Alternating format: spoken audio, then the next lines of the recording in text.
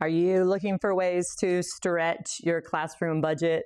It's the summer and I have some things that you need to start collecting that I use in my classroom that are completely free. They make a big difference. So the first thing is the best plastic in the world, hands down, to wrap clay projects in: dry cleaning plastic. So if you send out an email to your staff, there is someone at your job whose spouse goes to work in a bank or something where they get things dry cleaned. You ask them to start bringing this in. I promise that'll work. I had a science teacher, she retired, but her husband got everything dry cleaned. She loved not putting this directly in the landfill. She would bring it to me first. So step one is you need to start collecting dry cleaning plastic. I understand that we're teachers and we probably don't get a lot of things dry cleaned, but you can go to the dry cleaner and a lot of times they will give you like a partial roll or like the end of a roll, but you're gonna have to ask. So step one, the best plastic for wrapping clay projects is dry cleaning plastic. All right, number two is going to be any free cardboard that people are giving away. Any free cardboard, but if this cardboard came in all of the new Chromebooks that they got, all the freshmen last year got a new Chromebook, and this perfect cardboard was in those packaging. So you need to be on the lookout for any mass delivery to school might have something in it that could be right for you. So this cardboard, it's already even cut. This would be great. It's great for collage. We used it for a mixed media project. It's already cut. It's a great size. It's perfect. And I have stacks and stacks. And our technology facilitator was the one who approached me about if we could use it. Luckily, his wife is an art teacher, so he knew that this was a good quality product. All right, those are my first two. The next one is plastic egg cartons. Now, the regular egg cartons are also great. Sometimes they have little holes in the bottom, but if you can find someone at your school that buys plastic egg carton eggs, it will bring them in. I promise you that for acrylic paint, tempera paint, even gouache, these egg cartons, they have a lid. Are they airtight? No, but they are close to airtight. When you then put them in your cubby, the paints will last. I promise you that this is a life hack that you need in your high school art room. I think you could also use it in an elementary school classroom. I know a lot of teachers use the ice cube trays, which I think is great, but you still have to clean those out. At the end of this, you can just toss it. Or the kids love to do an acrylic peel. They love it. So you need these. I don't know I can't express it. This is maybe my number one. All right, plastic egg cartons, also regular egg cartons. Almost every day when I come to school, there's an egg carton in my mailbox. I send out an email at the beginning of every year about the things that I want.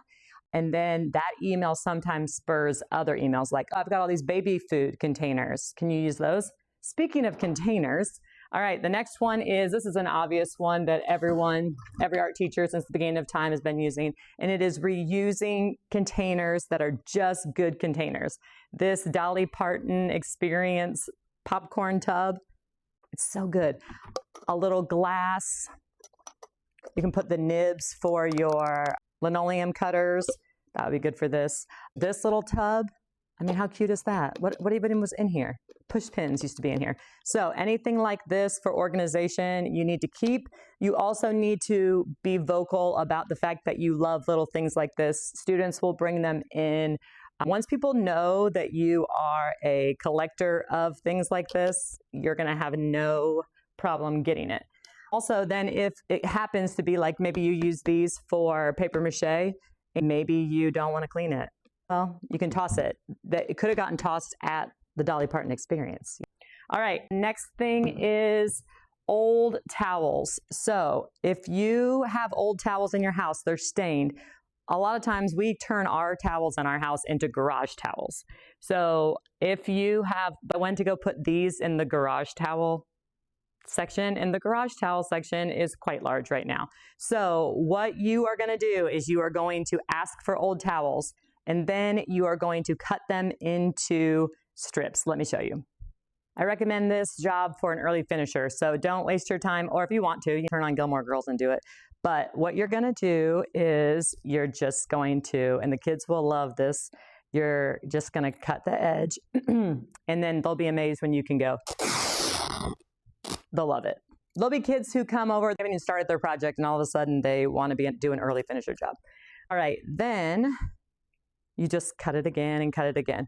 What I like about this is I have rags that the kids use for wiping their tables, but when you have a big spill, a big sticky spill, for example, I have spilled large amounts of paper mache, I have spilled a gallon of house paint, spilled a lot of things. You know, anything that's like a huge mess. What I recommend is doing this, wiping it, throwing it away, right? So there are things that if you use the school's microfiber, it's not going to wash out of. House paint isn't going to wash out of the microfiber rag that the school provides. So this solves that problem. Having those on hand in your cleaning supplies cabinet is a really important tip that I want to give you. All right, garage towels. All right, the last thing is, I've mentioned it a lot of times, you need to contact your local commercial printer, and you need to tell them that you are an art teacher and you're a public school art teacher, and that you really are looking for support from the community. You got to really sometimes lay it on thick, right? Because people want to help teachers, but they don't really know how much work it's going to be. So there is a guy at ours is called Snyder Printing. There's a man who works in the warehouse. His name is Elvis, which is the best name ever. He saves these runoffs or the practice prints for the boxes that they make at their printing company. So the back of it is the best poster board style paper that you have ever seen. All of pretty much everything that has gone viral from me, the paintings have all been painted on this free paper. So I would say it is like a Bristol board kind of. Just think like the highest quality cardboard you've ever experienced. And I get this for free. So I actually texted Elvis this morning and I said, hey, Elvis, we're getting low on poster board. Do you have any set aside for us? And can I come pick it up? He said, he's off this week. Good for him. I love that Elvis is on vacation. So I'm going to go next week and pick it up. This is a good thing to do not in the summer because you're going to want the kids to unload it because it is heavy. All right, so those are my free things that I use in my classroom that I would love to encourage you to try. If you have free things that you think that I should be doing, I would love to hear it. I love free. It's for me. If it's free, it's for me. All right.